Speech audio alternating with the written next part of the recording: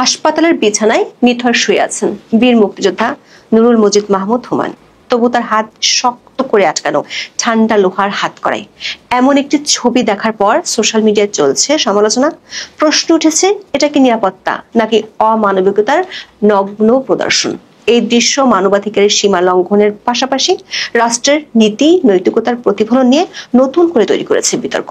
আবার এমন নির্মম ও অমানবিক দৃশ্যের ছবি যখন ছড়িয়ে পড়ে ফেসবুকে, ঠিক তখন নিউ ইয়র্কের হোটেলে এক ঝাঁক দেশি বিদেশি মিত্রের সঙ্গে বৈঠক করছিলেন প্রধান উপদেষ্টা ডক্টর মোহাম্মদ ইউনূস, যেখানে তুলে ধরছিলেন বাংলাদেশে মানবাধিকার রক্ষায় তার সরকারের বিশাল প্রচেষ্টার কথা। এ যেন মনে করিয়ে দেয় সেই প্রবাদ, কাজীর গরু কেতাবে আছে গোয়ালে নেই। তবে প্রতিনিধি দলের বড় অংশই সরাসরি ডক্টর ইউনূসের কট্টর সমর্থক। 1 বছরের বেশি সময় ধরে তারা আছেন অন্তর্বর্তী সরকারের সহযোগীর ভূমিকায়। কিংস পার্টি এনসিপি নেতা তাসনিম জারাও তুলে ধরছিলেন দেশের সংস্কারের বিবরণ।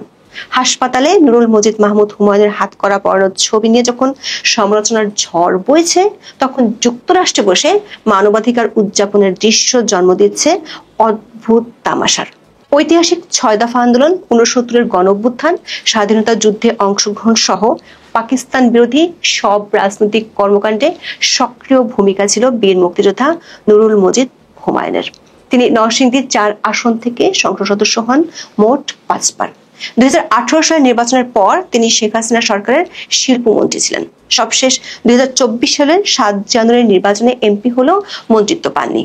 তার 7 মাসের মধ্যে ছাত্র জনতার অভ্যুত্থানে আওয়ামী লীগ সরকারের পতন ঘটলে দলটির আরো অনেক নেতার মতো জনাব হুমায়ুনও গ্রেপ্তার হন গত বছরের 24শে সেপ্টেম্বর। 75 বছর বয়সী এই রাজনীতিক নানা রোগে ভুগছিলেন। কারাগারে অসুস্থ হয়ে পড়লে শনিবার সন্ধ্যায় তাকে ঢাকা মেডিকেল কলেজ হাসপাতালে নেওয়া হয়েছিল। 2 দিন বাদে সোমবার তার মৃত্যু হয়। তার চিকিৎসা চলার সময়কার একাধিক ছবিতে দেখা যায় সাধারণ ওয়ার্ডের একটি নোংরা বিছানায় মৃতপ্রায় অবস্থায় পড়ে আছেন বর্ষিয়ান এই রাজনীতিক। একটি হাত লোহার বিছানার সঙ্গে হাতকড়া দিয়ে বাঁধা। কারাবিধি অনুযায়ী প্রথম শ্রেণীর বন্দির মর্যাদা পাওয়ার কথা থাকলেও তিনিই পড়েছিলেন নোংরা বিছানায়। এমন ছবি নিয়ে সরকার অনেক মিত্র সমালোচনা মুখর হয়েছেন। তার হাসপাতালে থাকা অবস্থায় এবং মৃত্যুর পরের 2টি ছবি সাংবাদিক জুলকারনাইন শাহের ফেসবুকে তুলে ধরেন। ছবিটি কবেকার এই বিষয়টি নিশ্চিত হতে প্রথম আলো যোগাযোগ করেছিল কারা অধিদপ্তরের সহকারী মহাপরিদর্শক জান্নাতুল ফরহাদের সঙ্গে। তবে তিনি নিশ্চিত করে কিছু বলতে পারেননি। তিনি মনে করেন গত সেপ্টেম্বরে 6 দফায় জনাব হুমায়ুনকে হাসপাতালে পাঠানো হয়। ছবিটি ওই দিনগুলোর মধ্যে কোনো একটি সময়ের হতে পারে। ডেঙ্গুতে আক্রান্ত হওয়ার পর জনাব হুমায়ুনকে কেরানীগঞ্জের ঢাকা কেন্দ্রীয় কারাগারে থেকে পাঠানো হয়েছিল ঢাকা মেডিকেলে। ওই কারাগারের জ্যেষ্ঠ কারা তত্ত্বাবধায়ক সুরাইয়া আক্তার বলেছেন, হাতকড়া পরা যে ছবি সোশ্যাল মিডিয়ায় এসেছে তা হুমায়ুনের মৃত্যুর আগের। হাতকড়া পরানোর বিষয়ে নিজেদের নিয়মের জালে বন্দী থাকার কথা বলেন সহকারী কারা মহাপরিদর্শক জান্নাত। তার মতে নিয়ম অনুযায়ী নিরাপত্তার স্বার্থে বন্দীকে চিকিৎসার সময় হাতকড়া পরিয়ে তা বিছানার সঙ্গে বেঁধে রাখতে হয়। প্রশ্ন উঠেছে, একজন অসুস্থ, প্রায় অচেতন কিংবা মৃত্যু পথযাত্রী বন্দীর হাতে হাতকড়া থাকার প্রয়োজন নিয়ে। এটা কি নিরাপত্তা নাকি অমানবিকতার নগ্ন প্রদর্শন? মানবাধিকার কর্মীরা বলছেন এটি শুধু একজন বন্দীর নয়, পুরো মানবাধিকার প্রতি অবমাননা। অসুস্থ বা মৃত পথযাত্রী বন্দীকে হাতকড়া পরানো রাষ্ট্রের নীতি নৈতিকতা ও মানবিক মূল্যবোধকে প্রশ্নবিদ্ধ করছে।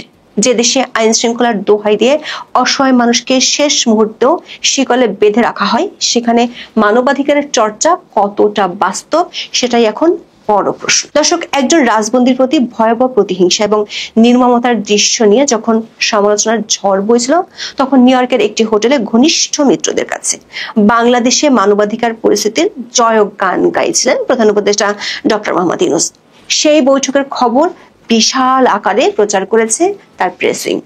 সরকারি সংবাদ সংস্থা বাসসের খবরে বলা হয়, বাংলাদেশে আসন্ন নির্বাচন, চলমান সংস্কার প্রক্রিয়া ও মানবাধিকার সুরক্ষায় নেওয়া পদক্ষেপ বিস্তারিত তুলে ধরেন অধ্যাপক ইউনূস। তিনি আন্তর্জাতিক মানবাধিকার কর্মীদের আরো ঘন ঘন বাংলাদেশ সফরের আহ্বান জানিয়েছেন। ডক্টর ইউনূস বলেন, সবচেয়ে গুরুত্বপূর্ণ বিষয় হলো আপনাদের নিয়মিত বাংলাদেশ সফর করা। প্রত্যেকবার আপনারা এলে ভুলে যাওয়া বিষয়গুলো নতুন করে আলোচনায় আসে। শেষ পর্যন্ত আপনারাই জনগণের কণ্ঠস্বর। দর্শক, বৈঠকে অংশ নেওয়া প্রতিনিধি দলের সদস্যদের আন্তর্জাতিক মানবাধিকার কর্মী হিসেবে দাবি করা হয় প্রতিবেদনে। এই দলের নেতৃত্ব দেন Robert F Kennedy, human rights নামের সংস্থার প্রেসিডেন্ট কেরি কেনেডি। তার সঙ্গে ডক্টর ইউনূসের ঘনিষ্ঠতা দীর্ঘদিনের। এমনকি 2023 সালে অধ্যাপক ইউনূসের মামলার বিরুদ্ধে বিভিন্ন আন্তর্জাতিক ব্যক্তিত্বের লেখা খোলা চিঠিতে তিনিও স্বাক্ষর করেন। সে সময় আলাদা টুইটও করেন কেরি কেনেডি। প্রধান উপদেষ্টার পিআর টিম 29 সেপ্টেম্বর এই কেরি কেনেডির পরিচয় দিয়েছে আন্তর্জাতিক মানবাধিকার কর্মী হিসেবে। মজার বিষয় হলো, ঠিক 2 দিন আগে বিশ্বনেতা হিসেবে তার পরিচয় দেওয়া হয়। দাবি করা হয় ডক্টর মোহাম্মদ ইউনূস এবং তার অন্তর্বর্তী সরকারকে বিশ্ব নেতাদের বিশাল একটি দল পূর্ণ সমর্থন জানিয়েছে। এ বিষয়ে 28 সেপ্টেম্বর প্রচারিত এপিসোডে আমরা দেখিয়েছিলাম কথিত বিশ্ব নেতাদের সেই দলে বর্তমান সময়ে কোনো সরকার বা রাষ্ট্রনেতা ছিলেন না। তারা সবাই ডক্টর ইউনূসের সঙ্গে কোনো না কোনোভাবে যুক্ত মিত্রগোষ্ঠী। সেই দলে কেরি কেনেডিও ছিলেন। বাংলাদেশের মানবাধিকার নিয়ে উচ্ছ্বসিত প্রশংসা করেন তিনি। গত মে মাসে তিনি সরকারি ব্যবস্থাপনায় ঘুরে যান বাংলাদেশে। দর্শক, প্রধান উপদেষ্টার সঙ্গে নিউ ইয়র্কে দেখা করা আন্তর্জাতিক মানবাধিকার কর্মীদের তালিকা পর্যালোচনা করে আমরা দেখেছি তাদের প্রায় সবাই অন্তর্বর্তী সরকারের ঘনিষ্ঠ। যেমন এই দলে ছিলেন চেক গ্লোবাল ইনস্টিটিউটের নির্বাহী পরিচালক শাহবানাজ রাশিদ দিয়া। তিনি সরকার ঘনিষ্ঠ অ্যাক্টিভিস্ট হিসেবে পরিচিত। 2023-24 সালে চেক গ্লোবাল ইনস্টিটিউটের বোর্ড পরিচালকের দায়িত্বে ছিলেন আইন উপদেষ্টা আসিফ নজরুলের স্ত্রীর বোন নোভা আহমেদ। বর্তমানে এই প্রতিষ্ঠানের কোর টিম এবং ফেলোর তালিকায় বড় একটি অংশে আছেন সরকার ঘনিষ্ঠ বাংলাদেশিরা। ওই বৈঠকে অংশ নেওয়া আরেকজন হলেন ওয়াইউ ইউনিভার্সিটির visiting international scholar Mohammad Ashrafuzzaman. বহু বছর ধরে তিনি আওয়ামী লীগের কট্টর সমালোচক আর ইউনূসের ঘনিষ্ঠ। বৈঠকে ছিলেন ম্যাথিউ স্মিথ, যিনি ফর্টিফাই রাইটসের প্রধান নির্বাহী ও প্রতিষ্ঠাতা। এই ফর্টিফাই রাইটসের বিরুদ্ধে করা অভিযোগ আছে তারা রোহিঙ্গাদের উপর আরাকান আর্মির জাতিগত নিধন চালালেও তার বিরুদ্ধে কিছুই বলে না। উল্টো বাংলাদেশ সরকারকে আরাকান আর্মিকে সহায়তায় সুপারিশ করেছিল। গত বছর বাংলাদেশের জাতিসংঘের মহাসচিব আসার একদিন আগে এই ফর্টিফাই রাইটসই প্রথম মানবিক করিডোর দেওয়ার প্রস্তাব তুলে ধরেছিল। তারপর থেকে মানবিক করিডোর ইস্যুটি আলোচনায় আসে। নিজের ঘনিষ্ঠ মিত্রদের নিয়ে আন্তর্জাতিক মানবাধিকার কর্মীদের সাক্ষাৎকার অনুষ্ঠানে বাংলাদেশের পরিস্থিতি নিয়ে তোলা হয় ধন্য ধন্য রব। প্রধান উপদেষ্টাও তাদের বারবার বাংলাদেশ ঘুরে যাওয়ার আমন্ত্রণ জানাতে বলেননি। সেই অনুষ্ঠানে সবাই যখন পরস্পরের প্রশংসায় পঞ্চমুখ, তখন ফেসবুকে ভেসে বেড়াচ্ছে মৃতপ্রায় নুরুল মজিদ মাহমুদ হুমায়ুনের হাত করার ছবি। বাংলাদেশের রাজনৈতিক প্রতিহিংসার শেষ কবে হবে সেই প্রশ্ন ঘুরছে মুখে মুখে। অভিযোগ এখানেই শেষ নয়। পরদিন নুরুল মজিদের জানাজায় মাইকিং করতে বাধা দেওয়ার অভিযোগ উঠেছে স্থানীয় প্রশাসনের বিরুদ্ধে। এর মধ্যে লাখো মানুষের উপস্থিতিতে অনুষ্ঠিত হয় জানাজা। নরসিংদীতে বহু মানুষের চোখের পানিতে হয় 71-এর মুক্তিযোদ্ধার শেষ বিদায়। মুক্তিযোদ্ধার মৃত্যুর পর দাফনের আগে গার্ড অফ অনার দেওয়ার বিধান থাকলেও নুরুল মজিদের ক্ষেত্রে সেটি অনুসরণের কোনো তথ্য আমরা পাইনি সংবাদ মাধ্যমে। প্রশ্ন হলো, বিদেশের মাটিতে মিত্রদের নিয়ে মানবাধিকার রক্ষায় গাল ভরা বলিতে কি দেশের চিত্র মানুষের কাছ থেকে আড়াল করতে পারছে সরকার? নিউ ইয়র্কের প্রধান উপদেষ্টা যেদিন মানবাধিকার নিয়ে তৃপ্তির হাসি দিচ্ছেন, তারপর দিন এসেছে ভয়াবহ তথ্য। মানবাধিকার সংগঠন মানবাধিকার সংস্কৃতি ফাউন্ডেশন বলছে, দলগত পিটুনিতে মৃত্যু এবং ধর্ষণের ঘটনা বেড়েই চলছে। দেশে সেপ্টেম্বরে পিটুনিতে নিহতের সংখ্যা বেড়েছে, সেই সঙ্গে ধর্ষণের সংখ্যা এবং সংখ্যালঘুদের উপর নির্যাতনও বেড়েছে। তাদের প্রতিবেদনে দেখা যায়, আগস্টে দলগত পিটুনিতে প্রাণ হারান 23 জন, সেপ্টেম্বরে তা 24 জনে পৌঁছেছে।